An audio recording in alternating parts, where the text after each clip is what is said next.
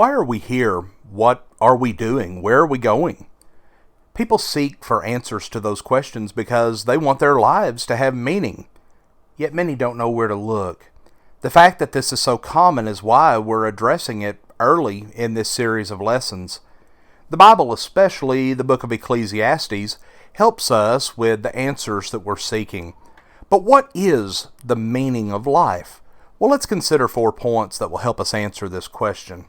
First, we see the desire for meaning is natural. Our modern society has taken for granted the theory of evolution, which depicts man as nothing more than a highly evolved animal that exists as a result of countless instances of blind chance. Yet Solomon explained that God has set eternity in man's heart, Ecclesiastes 3 and verse 11, which means that there is something unique about mankind compared to the rest of nature. We all recognize a sense of a higher purpose, that there is more to life than just what we see, and this intuition has existed in every generation throughout history. Man seeks after something that is higher, spiritual, and eternal. When Paul spoke with the philosophers in Athens, he explained why this was. God made us so that we would seek God, if perhaps we might grope for Him and find Him, though He is not far from each one of us, Acts 17 and verse 27. The sense that there is something more out there was placed in us by God as a way to help lead us to Him. But secondly, many look for meaning in all the wrong places. Solomon, who wrote the book of Ecclesiastes, was the king of Israel at the height of the nation's prosperity. He had all the resources necessary to experiment with any type of enjoyment in life. Everything from earthly wisdom, pleasure, entertainment, riches, and he sets this all forth in Ecclesiastes 1:16 through 2 and verse 10. But in the end, he realized that all was vanity and striving after wind, and there was no profit under the sun, Ecclesiastes 2:11. Well, people today do the same types of things that Solomon did. They think that if they had just a little more money, a better job, or a certain degree of fame, then they would feel fulfilled. Yet Solomon tried it all.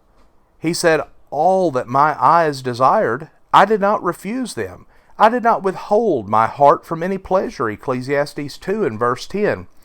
However, all of these things were ultimately futile because he was looking for meaning in the wrong places. And it's no different for people today.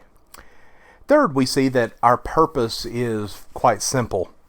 After his pursuit for meaning in the temporal things of life, Solomon arrived at this truth. The conclusion, when all has been heard, is fear God and keep His commandments. For this is the whole duty of man, or this applies to every person, Ecclesiastes 12 and verse 13. This is why we're here. And as we noticed in the first lesson of this series, God created us. God created man in His image. In the image of God, He created him.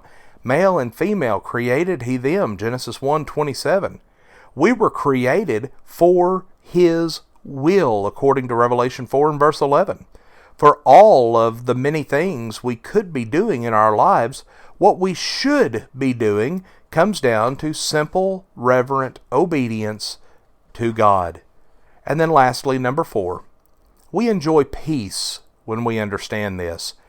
Before recognizing his purpose, Solomon described man's life as painful and grievous. Even at night, his mind does not rest, Ecclesiastes 2:23.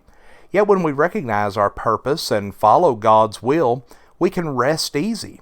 In the book of Proverbs, Solomon advised his son to follow after God's wisdom. If he would do this, he told him, then you will walk in your way securely, and your foot will not stumble. When you lie down, you will not be afraid. When you lie down, your sleep will be sweet. Proverbs 3, verses 23 and 24. But when we know what is truly important and are focused on that, we'll not lose sleep wondering what we might be missing. Not only this, but when we know why we're here, we can focus on what we ought to be doing instead of distracting ourselves with the things that are ultimately meaningless. So what is the meaning of life? It's to fear God and keep His commandments. When we understand this, we can live life with a purpose, knowing where we came from, why we're here, and what we're doing. Friends, we thank you for joining us for our program today, and have a blessed day.